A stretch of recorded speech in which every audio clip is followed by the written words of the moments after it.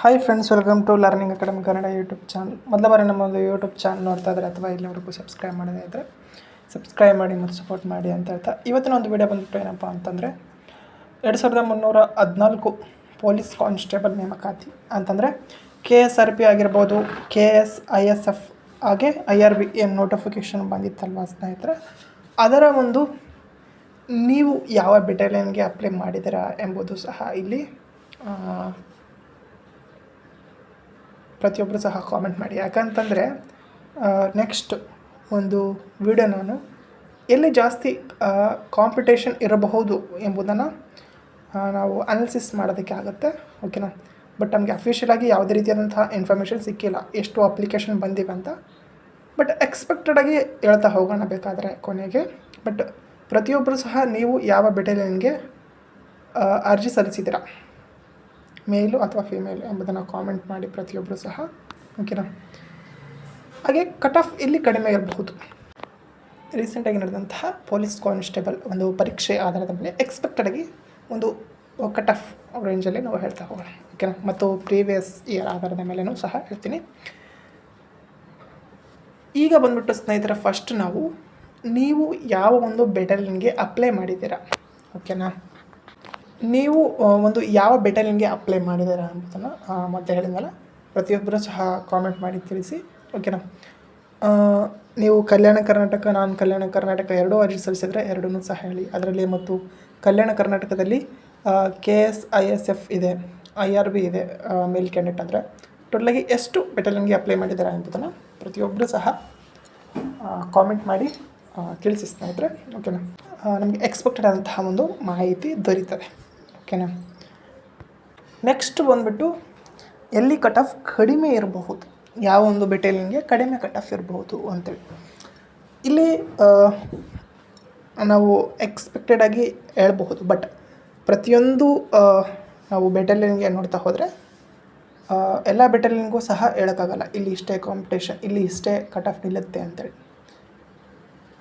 ನಮಗೆ ಯಾವುದೇ ರೀತಿಯಾದಂತಹ ಒಂದು ಎಷ್ಟು ಜನ ಅರ್ಜಿ ಸಲ್ಲಿಸಿದ್ದಾರೆ ಎಂಬುದೂ ಸಹ ಏನಪ್ಪ ಅಂತಂದರೆ ಇನ್ಫಾರ್ಮೇಷನ್ ಇಲ್ಲ. ಆ ಒಂದು ಕಾರಣಕ್ಕಾಗಿ ಅದನ್ನು ಹೇಳೋಕ್ಕಾಗಲ್ಲ. ಬಟ್ ಎಕ್ಸ್ಪೆಕ್ಟೆಡಾಗಿ ಹೇಳ್ತೀನಿ ಸ್ನೇಹಿತರೆ, ಓವರಾಲಾಗಿ ಎಲ್ಲ ಒಂದು ಬೆಟಾಲಿಯನ್ ಸೇರಿಸಿ ನೀವು ಇಷ್ಟು ಅಂದರೆ ಲೋಯೆಸ್ಟ್ ಎಷ್ಟು ಹೋಗ್ಬೋದು, ಹೈಯೆಸ್ಟ್ ಎಷ್ಟು ಹೋಗ್ಬೋದು, ಎಲ್ಲಿ ಕಡಿಮೆ ಕಟ್ ಆಫ್ ಹೋಗ್ಬೋದು ಎಂಬುದನ್ನು ಈಗ ನೋಡ್ತಾ ಹೋಗೋಣ ಸ್ನೇಹಿತರೆ. ಲೋಯೆಸ್ಟ್ ಕಟ್ ಆಫು ಅಂದರೆ ಓವರಾಲಾಗಿ ಎಲ್ಲಿ ಅಂತ ಅನ್ನೋದಕ್ಕಿಂತ ಹೆಚ್ಚಾಗಿ ಓವರಾಲಾಗಿ ಹೇಳ್ತೀನಿ ನಾನು. ಯಾಕೆ ಅಂತಂದರೆ ಇಲ್ಲಿ ವೇಕೆನ್ಸಿನೂ ಹೈಯೆಸ್ಟ್ ಎಲ್ಲಿದೆಯೋ ಅಲ್ಲಿ ಅಪ್ಲಿಕೇಶನ್ ಬಂದಿರಬಹುದು. ಬಟ್ ಆಲ್ಮೋಸ್ಟ್ ಎಲ್ಲ ಕಡೆನೂ ಮೀಡಿಯಮ್ ಅಂತಂದರೆ ಕಡಿಮೆನೂ ವೇಕೆನ್ಸಿ ಇಲ್ಲ, ಜಾಸ್ತಿನೂ ವೇಕೆನ್ಸಿ ಇಲ್ಲ, ಒಂದು ರೇಂಜ್ಗಿವೆ, ಓಕೆ. ಹಾಗಾಗಿ ಆಲ್ಮೋಸ್ಟ್ ಸೇಮ್ ಇರುತ್ತೆ ಒಂದು ರೀತಿಯಲ್ಲಿ ಕಟ್ ಆಫ್ ಅಂತ ನೋಡಿದ್ರೆ. ಬಟ್ ಅಪ್ಲಿಕೇಶನ್ ಯಾರು ಎಲ್ಲಿ ಹೈಯೆಸ್ಟ್ ಹಾಕಿದ್ದಾರೋ ಅದರ ಮೇಲೆ ಡಿಪೆಂಡ್ ಆಗುವಂಥದ್ದು, ಓಕೆನಾ. ಫಸ್ಟ್ ಬಂದುಬಿಟ್ಟು ಸ್ನೇಹಿತರೆ, ಲೋಯೆಸ್ಟ್ ಕಟ್ ಆಫ್ ಮಿನಿಮಮ್ ಅಂತಂದರೂ 40 ಕಟ್ ಆಫ್ ಹೋಗುವಂಥ ಚಾನ್ಸ್ ಇರುತ್ತೆ, 40 ಮಾರ್ಕ್ಸ್, ಓಕೆ. ಲೋಯೆಸ್ಟ್ ಅಂದರು ಮತ್ತು ಹಂಗಂತ ನೀವು 40 ಬಂದರೆ ಸೆಲೆಕ್ಟ್ ಆಗ್ತೀರಂತಲ್ಲ, ಅದು ನಿಮ್ಮ ಒಂದು ಪೇಪರ್ ಲೆವೆಲ್ ಏನಾದರೂ ಟಫ್ ಇತ್ತು ಅಂತಂತಂದರೆ ಸ್ನೇಹಿತರೆ, ನೀವು ಕಡಿಮೆ ಆಗುತ್ತೆ. ಬಟ್ ಪೇಪರ್ ಲೆವೆಲ್ ಮೀಡಿಯಮ್ ಇತ್ತು, ಈಸಿಯಾಗಿತ್ತು ಅಂತಂದರೆ 40 ತೊಗೊಂಡ್ರೆ ಸೆಲೆಕ್ಟ್ ಆಗೋಲ್ಲ. ಎಷ್ಟು ಹೋಗ್ಬೋದು ಅಂತಂದರೆ 70 ಹೋಗ್ಬೋದು. 70 ಟಾರ್ಗೆಟ್ ಇಟ್ಕೊಳ್ರಿ, ಓಕೆನಾ.